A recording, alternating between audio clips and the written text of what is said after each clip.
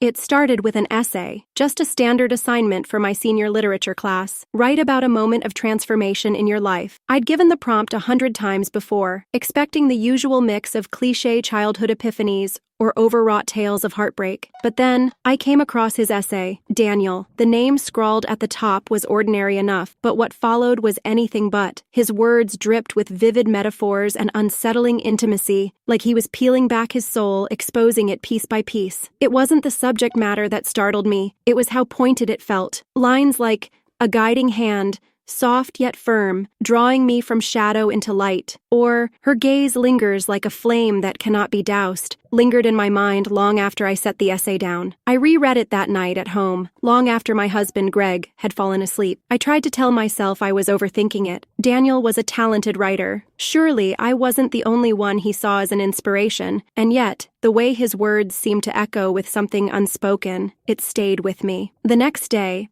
I returned the graded papers. His was the last one in the stack, as if I'd unconsciously delayed the inevitable. When I handed it to him, his eyes locked onto mine with an intensity that made my stomach twist. "Thank you," he said, his voice low and measured. "You're a gifted writer, Daniel," I replied, trying to sound casual. "Have you thought about submitting this to a contest? I think it's strong enough." His lips curled into a small, knowing smile. Only because I had the right inspiration. I froze. The air felt suddenly charged, as though the room had shrunk around us. But before I could respond, the bell rang, and he disappeared into the sea of students, leaving me alone with a fluttering heart and a sense of unease I couldn't shake. That night, I stood at my kitchen sink, washing dishes while Greg recounted his day at work. His voice faded into the background as my thoughts wandered back to Daniel's essay, to his smile, to the way he'd said that word, inspiration. I shook myself, forcing my attention back to the conversation at hand. But the truth was, a seed had been planted, a small, quiet doubt that whispered in the back of my mind. What if? I convinced myself it was nothing, just the overactive imagination of someone who'd read one too many novels. After all, I was a literature teacher. My life was books and metaphors,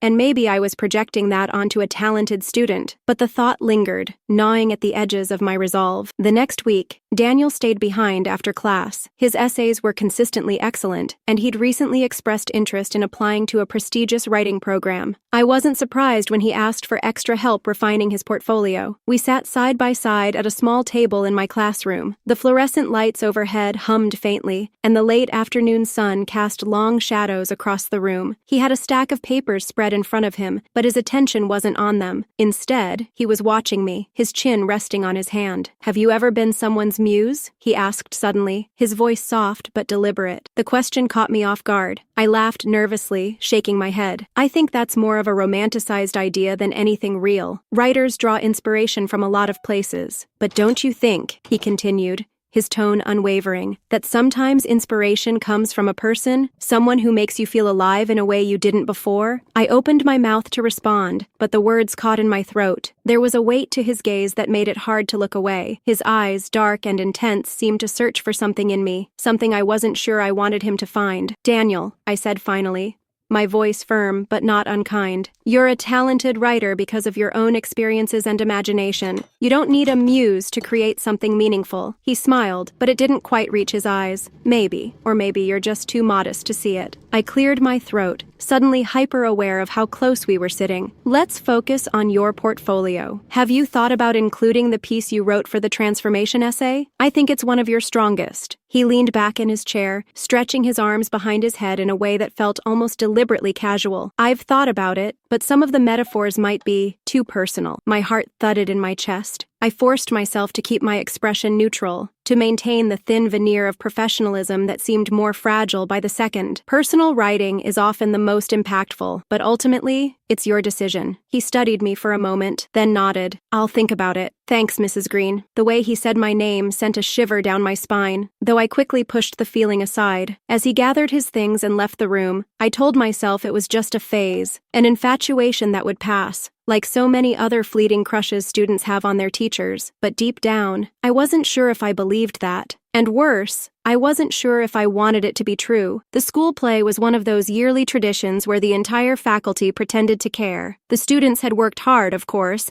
and their energy was palpable, but I mostly found myself lingering at the edges of the auditorium, applauding politely when required. I would have skipped it altogether if it weren't for Daniel. He'd mentioned during class that he was helping with the play's script, and had worked tirelessly to refine it. "Would you come?" he'd asked, his voice quiet but his expression earnest. "I'd love to hear what you think." I'd agreed before I could overanalyze my answer, thinking it was harmless. It was, wasn't it? That evening, I arrived late, sliding into one of the seats in the back row just as the lights dimmed. The performance was better than I'd expected, the students pouring themselves into their roles with a conviction that was both endearing and impressive. But my attention kept drifting, seeking him out. He stood to the side of the stage, clipboard in hand, orchestrating the chaos with calm precision. His focus, his confidence, it was magnetic. When the applause finally faded and the crowd began to disperse, I considered slipping out unnoticed, but before I could leave, Daniel was suddenly in front of me, his expression a mix of surprise and delight. "You came," he said, his tone warm and full of something I couldn't quite name. "You did a wonderful job," I replied, feeling self-conscious under his gaze. "The script was excellent." "Thank you." He glanced around, then leaned in slightly,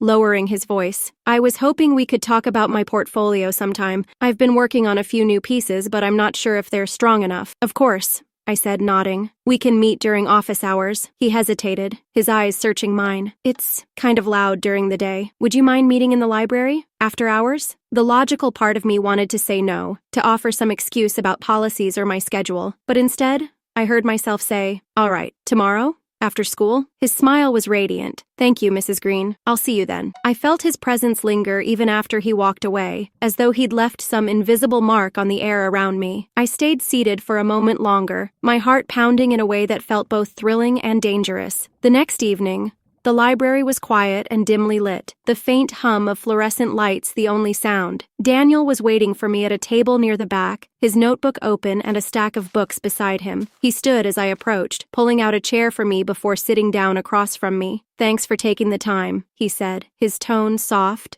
but earnest. "It's no trouble," I replied, though I could feel my nerves humming beneath the surface. "Let's see what you've been working on." He handed me a sheet of paper, and as I began to read, my breath caught. The poem was beautifully written, a cascade of imagery and emotion that seemed to leap off the page. But it was the subject that struck me, a forbidden muse, someone both inspiring and untouchable, described in terms that were achingly intimate. I glanced up at him, my pulse quickening. His expression was calm, but there was a flicker of something else in his eyes. Anticipation, perhaps. Challenge. "It's evocative," I said carefully, setting the paper down. "But it's also very personal. Are you sure you're comfortable including something like this in your portfolio?" He tilted his head slightly, a small smile playing at his lips. "I think it's important to be honest in my writing, don't you?" I didn't know how to respond. The air between us felt charged, every second stretching into something unspoken but undeniable. Finally, I stood, breaking the spell. "You're very talented, Daniel, but you should think carefully about how much of yourself you want to share." He nodded, his gaze steady. "I will. Thank you, Mrs. Greene." I walked out of the library that night with a knot in my stomach, torn between a sense of professional responsibility and something far more complicated, something I wasn't ready to name. The rain came without warning the following afternoon, a sudden downpour that turned the school's hallways into a chaotic mess of dripping students and squeaky shoes. I had planned to leave early, hoping to spend some rare quiet time at home, but a stack of ungraded essays kept me tethered to my desk well past the last bell. By the time I gathered my things, the rain had intensified. Sheets of water cascaded against the windows, and the parking lot was an unforgiving blur of puddles. I resigned myself to waiting it out in my classroom, busying myself with organizing papers and rearranging the rows of desks. That's when I heard a soft knock at the door. "Come in," I called, expecting a colleague or perhaps one of the janitors. Instead, Daniel stepped inside, his hair damp and curling slightly at the edges. He carried a book tucked under his arm and wore the kind of calm expression that made it seem as though the storm outside hadn't fazed him at all. "Got caught in the rain," he said, shrugging. "Thought I'd wait it out somewhere quiet." I nodded, suddenly hyper-aware of the stillness in the room. "You can stay here if you like. Just keep it down. I'm finishing up." He sat at one of the desks near the front, pulling the book from under his arm. For a while there was silence, broken only by the faint rustle of paper and the rhythmic tap of rain against the windows. I tried to focus on the essays in front of me, but his presence was impossible to ignore. There was something about the way he carried himself, so self-assured yet unassuming, that made the room feel smaller. After a while, he spoke, his voice soft but clear. "Do you ever feel like you're stuck? Like you're living the same day over and over?" The question startled me. I looked up to find him watching me,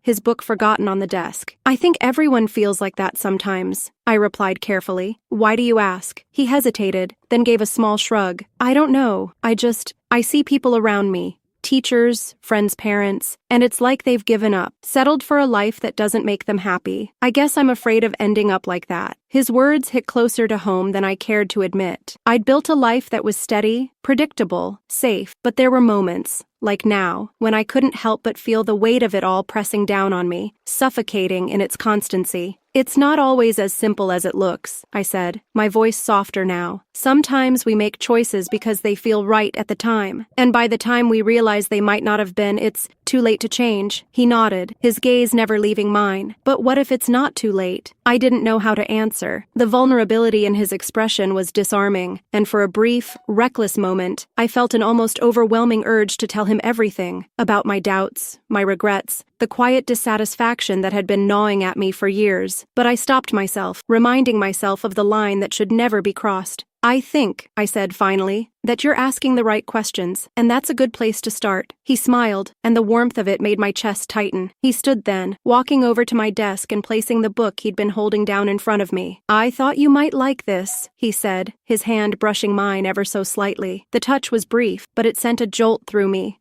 leaving a trail of heat in its wake. "It's one of my favorites." Before I could respond, he turned and walked out, leaving me alone in the quiet of the classroom. I stared at the book for a long time, the rain still falling heavily outside, my thoughts a tangled mess of guilt, curiosity, and something I couldn't quite bring myself to name. The book he'd left behind was The Unbearable Lightness of Being by Milan Kundera. I'd read it years ago in college, but holding it now felt different, more deliberate, like a message wrapped in a familiar story. I thumbed through the pages that night at home, unsure if I was searching for something or merely trying to dispel the lingering sense of unease that followed me since our encounter. Inside, I found a note tucked between the pages. His handwriting was neat and deliberate, the words carefully chosen. "The unbearable lightness of being is knowing what you want but fearing it's wrong to reach for it. Does that make the wanting any less true?" I read the note again, and then again. My chest tightened with a strange mix of emotions, anger, curiosity, and something dangerously close to excitement. It was a loaded statement,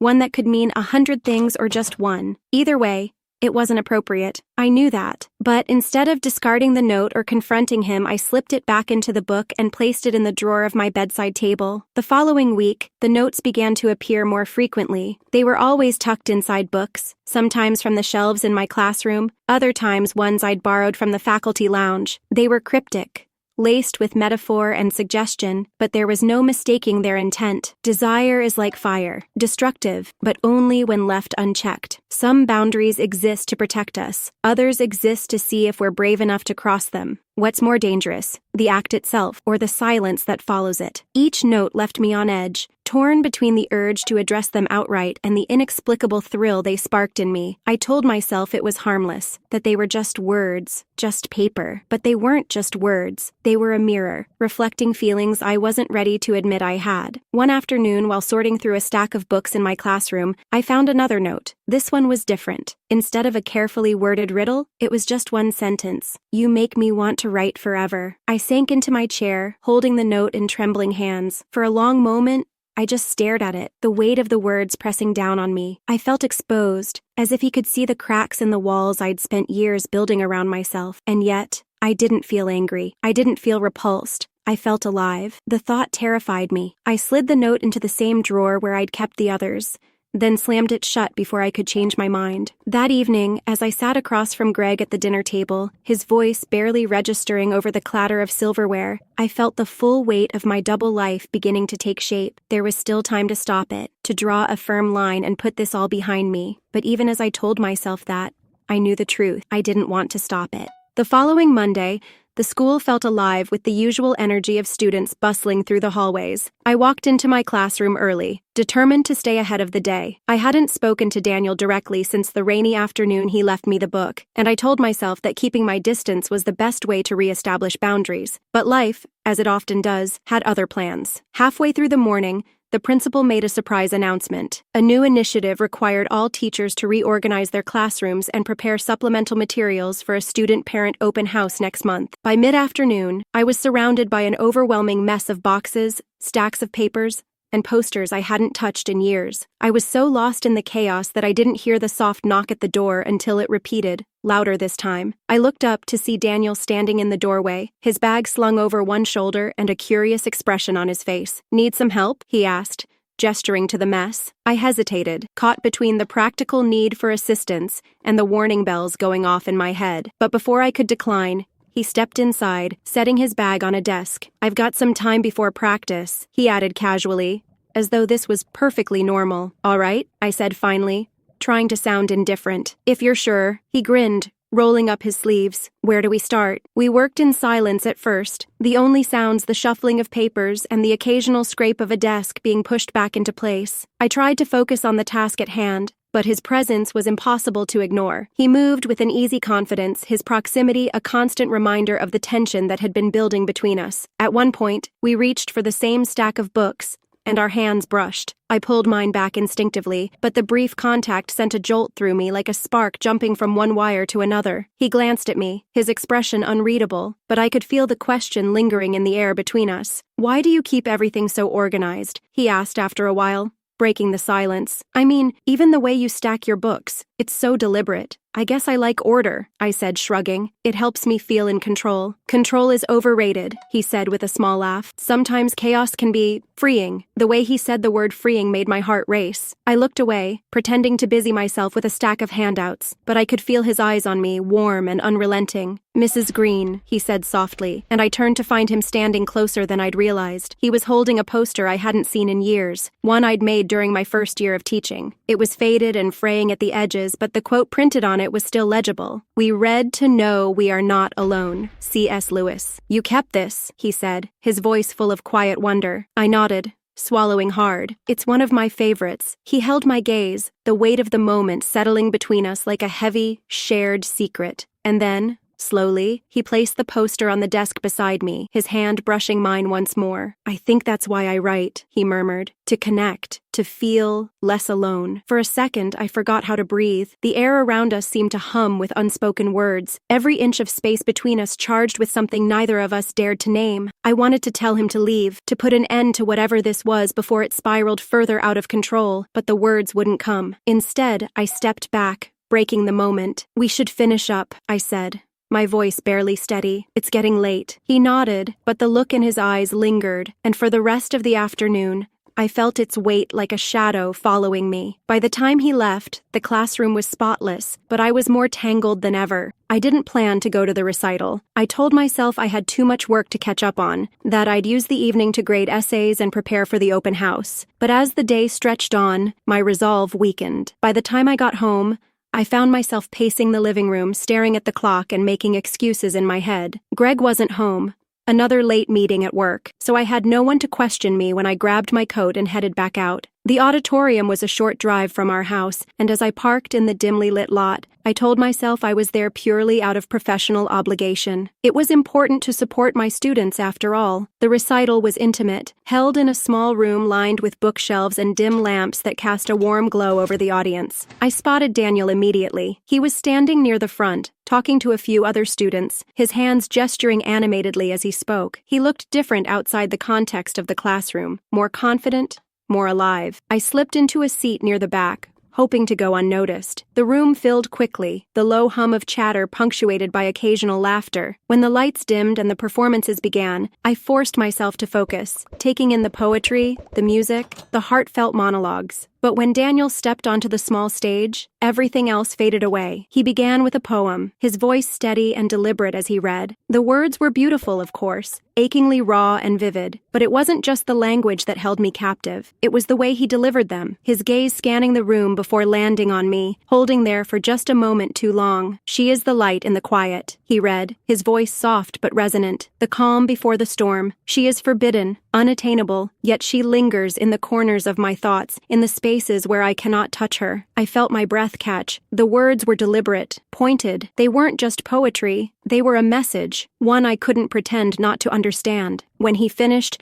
the room erupted into applause. I clapped politely, though my heart was pounding, my mind a tangle of emotions I couldn't unravel. As the performances continued, I found myself unable to focus, the memory of his words replaying in my mind. When the event ended, I lingered in my seat, unsure whether to leave or stay. But before I could make a decision, Daniel appeared beside me, his expression both nervous and triumphant. "You came," he said, his voice low and warm. I nodded, forcing a smile. "You were incredible. The poem, it was beautiful. Thank you." He hesitated, then added, "I'm glad you heard it." There was a weight to his words that made my stomach twist. I stood, suddenly feeling the need to create distance. "I should go. It's getting late." "Wait." He stepped closer, his voice dropping to a near whisper. "Can I walk you to your car? Just to say thank you properly." I hesitated, every instinct screaming at me to decline. But when I met his eyes, I found myself nodding. All right. The walk to the parking lot was quiet, the tension between us palpable. When we reached my car, he stopped, turning to face me. "Thank you for coming," he said, his tone soft and sincere. "It means more to me than you know." Before I could respond, he stepped closer, his proximity making my pulse race. "Mrs. Greene," he murmured, his voice barely audible over the pounding in my ears. And then, before I could stop him, or myself, he leaned in, his lips brushing mine in a fleeting, hesitant kiss. It was over in an instant, but the sensation lingered, leaving me breathless and reeling. He pulled back, his expression a mix of fear and longing. "I'm sorry," he said quickly. "I shouldn't have." I shook my head, cutting him off. "Daniel, this can't happen." He nodded, stepping back. "I know. I'm sorry." I got into my car without another word, my hands trembling as I gripped the steering wheel. As I drove home, the weight of what had just happened settled over me, heavy and inescapable. But underneath the guilt, there was something else, something I couldn't bring myself to name. The next morning, I was determined to put the kiss behind me. It had been a mistake, an impulsive, reckless moment that would never happen again. I told myself that if I acted normal, if I pretended nothing had changed, everything would go back to the way it was. But pretending proved harder than I expected. I avoided his gaze during class, keeping my focus firmly on the lesson plan. My words felt stiff, rehearsed, and though the other students didn't seem to notice, I could feel Daniel's eyes on me the entire time. His presence was like a magnetic pull, a constant awareness that I couldn't shake. After class, he lingered as the other students filed out. I busied myself at my desk, hoping he would take the hint and leave, but he didn't. Instead, he approached slowly, his movements tentative, as though afraid to scare me off. "Mrs. Greene," he said softly, his voice almost apologetic. I looked up, forcing myself to meet his gaze. "Daniel, we can't do this. What happened last night was a mistake." "I know," he said quickly, his expression earnest. "I know it was wrong, but He stopped, running a hand through his hair. "I can't stop thinking about you." His words hung in the air, heavy and raw. I wanted to tell him to stop, to leave, but instead I found myself standing, stepping out from behind my desk to face him. "Daniel, this isn't fair," I said, my voice trembling. "You're 18. You have your whole life ahead of you. Whatever this is, it can't happen." "I don't care about the rules," he said, his voice rising slightly. "I care about you. Don't you see that? Stop," I said sharply, cutting him off. "You don't understand what you're saying." He flinched, but he didn't back down. "Then help me understand," he said, his tone softer now, almost pleading. "Tell me you don't feel it too." I stared at him, my heart pounding in my chest. The air between us felt charged, the unspoken truth hanging there, undeniable. But admitting it, saying it out loud, felt like stepping off a cliff with no idea what lay below. "Daniel," I said finally, my voice barely above a whisper, "this has to end. Whatever you think this is, it's not real. It's just a phase." His jaw tightened, and for a moment I thought he might argue. But then he nodded, his expression hardening. "If that's what you want." I opened my mouth to respond, but before I could, he turned and walked out, leaving me alone in the empty classroom. The The door closed behind him with a soft click, and the silence that followed was deafening. I sank into my chair, my hands trembling as I pressed them to my face. I told myself I'd done the right thing, that I'd drawn the line before it was too late. But the hollow ache in my chest told a different story. That night I couldn't sleep. I lay awake, staring at the ceiling, replaying the conversation over and over in my mind. His words, his expression, the way he'd looked at me, it was all seared into my memory, impossible to escape. I told myself it would pass, that the distance I'd created would be enough to smother whatever feelings had taken root. But deep down, I knew the truth. I wasn't just fighting him, I was fighting myself. For days I avoided him. In class, I stuck strictly to the syllabus, ignoring his raised hand even when I knew he had the right answer. During breaks, I lingered in the faculty lounge or my car, anywhere I could escape the possibility of running into him. I tried to convince myself that the growing distance between us would settle things, that time would smooth out the jagged edges of whatever was brewing inside me. But Daniel wasn't one to give up so easily. It started with the essays, subtle at first, just well-crafted responses to assignments, but soon they became impossible to ignore. Each essay was layered with metaphors and double meanings that felt like they were aimed directly at me. He wrote about forbidden connections, about the torment of wanting what you couldn't have, about shadows that danced just out of reach of the light. The writing was exquisite, honest,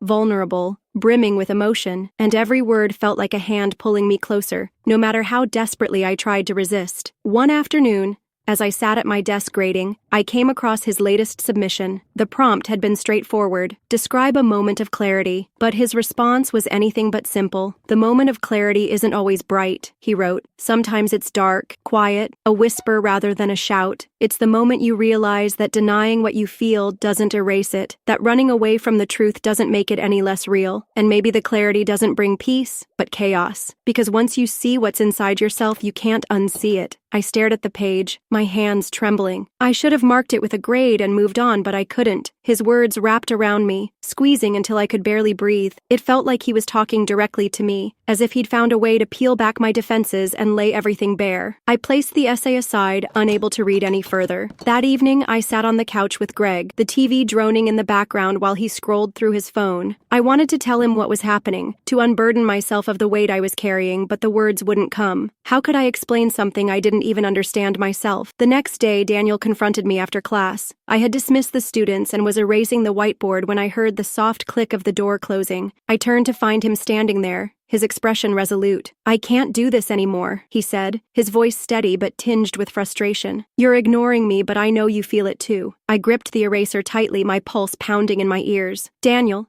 this has to stop. You need to focus on your work, on your future. This is inappropriate. Inappropriate, he repeated, his tone bitter. That's all you have to say? What about honest? What about real? Daniel, I said firmly, cutting him off. You're young. You don't understand what you're doing. Stop treating me like a child, he snapped, stepping closer. You're the only person who's ever really seen me, who's ever understood me, and you can't tell me you don't feel the same. The intensity in his voice left me momentarily speechless. I wanted to deny it, to tell him he was wrong, but the words wouldn't come. Instead, I turned away, my hands gripping the edge of my desk. This conversation is over, I said finally, my voice barely above a whisper. He stood there for a moment longer, his presence a weight pressing down on me. Then, without another word, he turned and walked out, leaving the door ajar behind him. I sat down heavily, my head in my hands. The lines I had drawn were beginning to blur, and no matter how hard I tried, I couldn't seem to hold them steady. The campus coffee shop was quiet that evening, the soft hum of the espresso machine mingling with the low murmur of students working on assignments. I often came here after hours to grade or catch up on emails, finding solace in the anonymity of the place. But that night, solitude was not what I found. I spotted Daniel the moment I walked in. He was sitting at a corner table, his head bent over a notebook, a steaming mug of coffee at his side. I froze, my instinct telling me to turn around and leave before he noticed me. But before I could act, he looked up, his eyes meeting mine with a flicker of recognition. He smiled faintly, lifting a hand in a tentative wave. I hesitated,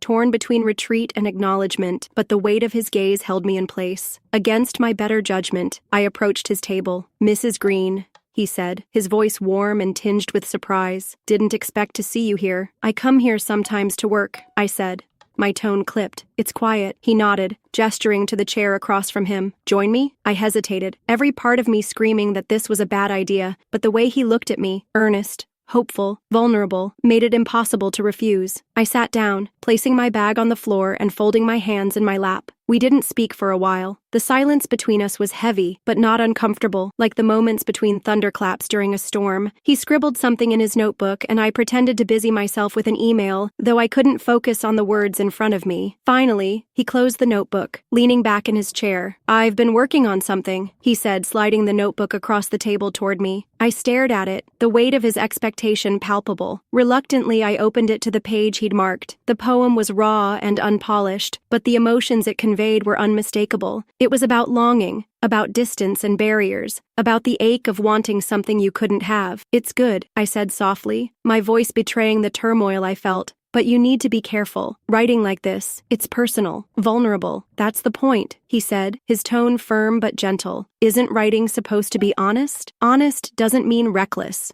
I countered, closing the notebook and pushing it back to him. "Sometimes we have to keep things to ourselves." He studied me for a moment, his eyes searching mine. "Is that what you do? Keep things to yourself?" His question caught me off guard, the directness of it leaving me momentarily speechless. I looked away, my hands fidgeting with the strap of my bag. "This isn't about me," I said finally, my voice quieter now. "Maybe it should be," he replied, his tone soft but insistent. "Maybe you need someone to see you the way you see everyone else." The words hit me harder than I expected. I felt exposed, as though he'd stripped away the carefully constructed facade I'd spent years building. But there was also a strange sense of relief, a flicker of something I hadn't felt in a long time. "I think I should go," I said, standing abruptly. "It's late. I'll walk you to your car," he offered, standing as well. "That's not necessary," I said quickly, but he was already gathering his things. The walk to the parking lot was quiet, the tension between us palpable. When we reached my car, I turned to him, intending to thank him and leave, but the look in his eyes stopped me. There was no anger,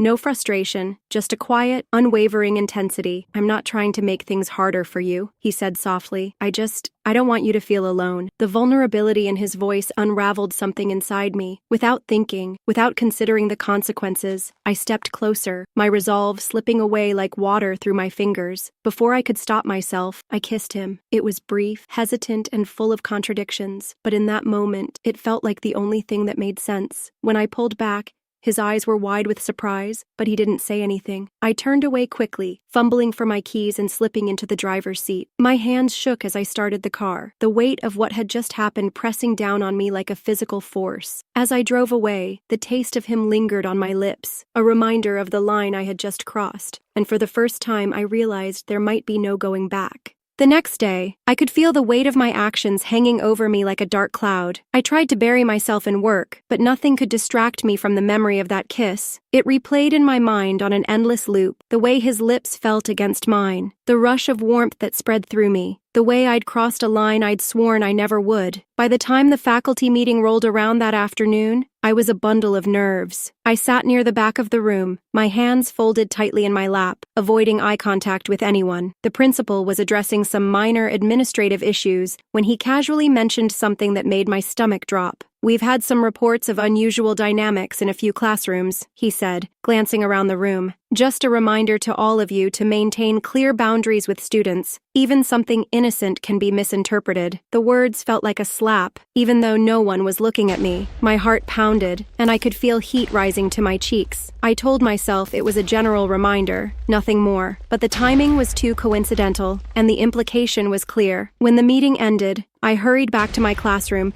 hoping to avoid any conversations. But as I was gathering my things, a voice behind me made me freeze. "Mrs. Greene." I turned to see Daniel standing in the doorway, his expression guarded. He looked different today, less confident, more unsure of himself. The sight of him stirred something deep inside me, a mix of guilt and longing that left me feeling unsteady. "Daniel, you can't be here," I said quickly, my voice firmer than I intended. "We can't keep talking like this." "I just wanted to check on you," he said, stepping inside despite my protest. "You seemed upset during class." I stared at him, my resolve wavering. His concern felt genuine, and for a moment I hated how much I wanted to let him in, to lean on him in a way that I knew was wrong. But the principal's words echoed in my mind, a stark reminder of the risk we were taking. "This has to stop," I said, my voice trembling. What happened? It can't happen again. Do you understand me? He looked at me for a long moment, his expression unreadable. Then he nodded, his shoulders sagging slightly. I understand. I exhaled, relief and regret mixing in my chest. Good. Now, please, go, before anyone sees you here. He hesitated, as though he wanted to say something else, but then he turned and walked out, leaving the door ajar behind him. I sank into my chair, my hands shaking as I pressed them to my face. For the rest of the day, I felt like I was walking on a tightrope, the slightest misstep threatening to send me tumbling into ruin. The thrill of the kiss had been replaced by a cold, creeping fear. It wasn't just my career on the line. It was everything. My marriage, my reputation, my sense of self. And yet, even as I told myself it was over, I couldn't stop thinking about him. That night, I lay awake in bed, staring at the ceiling while Greg slept soundly beside me. The house was quiet, the only sound the faint hum of the heater kicking on. But inside me, there was a storm raging. Desire, guilt, fear, and something I couldn't quite name. I told myself again that I'd done the right thing, that I'd put an end to it before it went too far. But deep down, I knew the truth. It already had. I don't know why I agreed to meet him. Maybe it was because he didn't ask with words, but with a simple note slipped into my desk. A folded piece of paper that read, "One last time, just to talk. I'll wait by the park after school." Maybe it was because, despite my every effort to pull away, a part of me didn't want to. By the time the final bell rang, I'd made up my mind. I told myself it was only to make things clear, to reinforce the boundary I'd already set. I'd tell him this had to end for good and walk away. Simple, necessary, final. The park was empty when I arrived,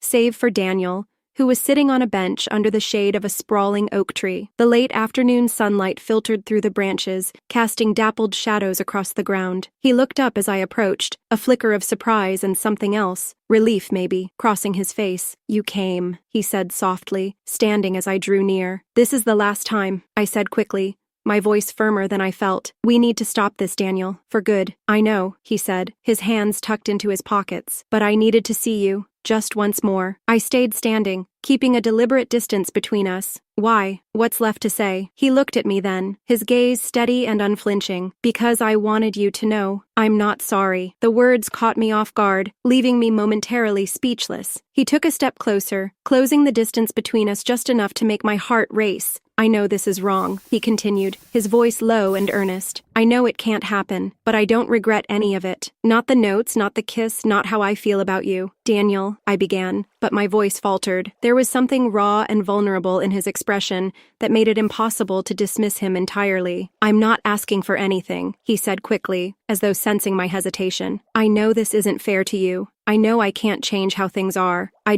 I needed you to know. I should have walked away. I should have turned and left without another word. But instead, I stayed rooted in place, my resolve crumbling under the weight of his confession. This isn't fair to either of us," I said finally, my voice barely above a whisper. "We're both going to get hurt. I'm already hurt," he said simply, "but it's worth it." The honesty in his words unraveled something inside me. For a long moment, neither of us spoke, the air between us heavy with unspoken emotions, and then, without thinking, without meaning to, I closed the distance between us. The kiss was different this time, deeper, hungrier, laced with all the longing and restraint we'd tried so hard to deny. His hands rested lightly on my waist, as though he was afraid to hold me too tightly, and the tenderness of the gesture only made it harder to pull away. But pull away I did, my breath shaky as I stepped back, putting space between us. "This has to stop," I said again, though the words felt hollow now, a fragile attempt at control. "It can't happen again." He nodded, his gaze never leaving mine. "I'll do whatever you want, but you deserve to be happy, Mrs. Greene, even if it's not with me." The words stayed with me long after I left the park, lingering like the taste of him on my lips. That night, I sat in the darkened kitchen, staring at my reflection in the window. I'd told him it was over, but even as I said the words, I knew they weren't true. Some part of me had already crossed the line and there was no going back.